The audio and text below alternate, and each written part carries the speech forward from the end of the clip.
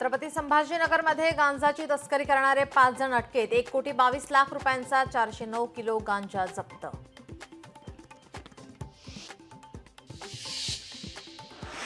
पालकमंत्री कोण हे मुख्यमंत्री उपमुख्यमंत्री ठरवतील, संजय राऊत यांनी त्यात पडू नये, त्यांनी आघाडीचं पाहावं, मंत्री भरत गोगावले यांचं प्रत्युत्तर।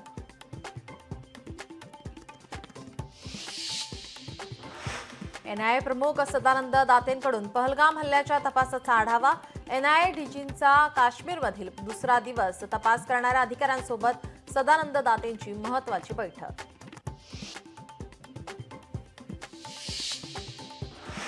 गोव्यातील रस्त्यावर पाकिस्तानी झेंडे, संपूर्ण परिसरात तणाव, झेंडे लावणाऱ्या अज्ञात व्यक्तीचा शोध सुरू।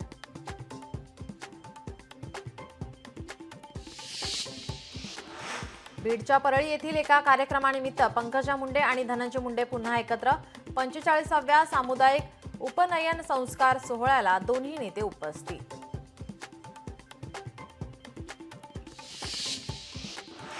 वाशीमध्ये काश्मीरी पंडितांकडून पहलगाम दहशतवादी हल्ल्याचा जोरदार निषेध। काश्मीरी पंडितांकडून निषेध आंदोलन, हातात पोस्टर घेऊन पहलगाम हल्ल्याचा केला निषेध।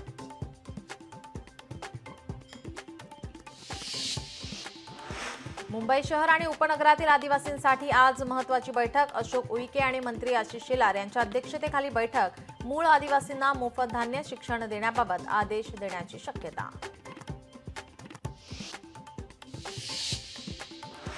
रामराजे नाईक निंबाळकरांना मोठा धक्का। साताराच्या वडूज पोलिसांचे रामराजेंना समन्स। उद्या सकाळी पोलीस स्टेशनमध्ये उपस्थित राहण्याचे समन्स।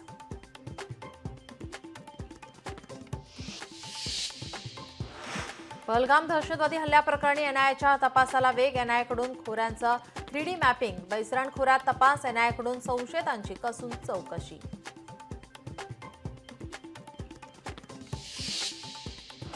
भारताचा बीएसएफ जवान 8 दिवसांपासून पाकिस्तानच्या ताब्यात। 182व्या बटालियनचे कॉन्स्टेबल पीके साहू पाक रिझर्व्हच्या ताब्यात।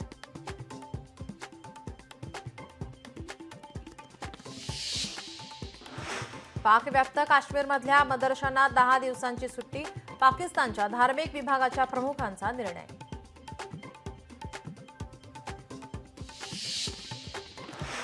राहुल सोनिया गांधींविरोधात ईडीने दाखल केलेल्या आरोपपत्रावर आज सुनावणी। नॅशनल हेराल्ड मनी लॉन्ड्रिंग प्रकरणी दिल्लीतील राऊज एव्हेन्यू कोर्टात सुनावणी।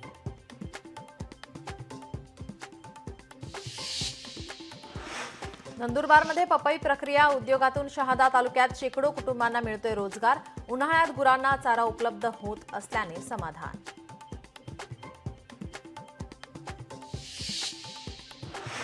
मुलानेच केली दगडाने ठेचून आईची हत्या। बीडच्या अंबाजोगाई तालुक्यातील धक्कादायक घटना। आरोपी मुलाला पोलिसांनी घेतलं ताब्यात।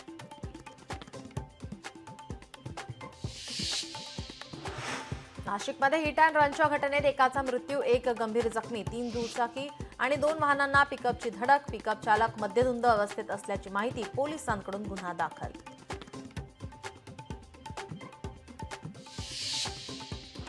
अमरावतीच्या खोलापुरी परिसरातील धक्कादायक घटना। अवघ्या 1200 रुपयात दिली पतीची सुपारी। पत्नीनेच रचला पतीला लुटण्याचा प्लॅन।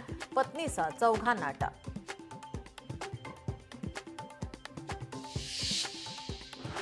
नाशिक रोड भागात पुन्हा एका युवकाची हत्या। प्राणघातक हल्ल्यात एकाचा मृत्यू, 1 जण गंभीर जखमी। जुन्या भांडणाच्या वादातून हत्या केल्याची प्राथमिक माहिती।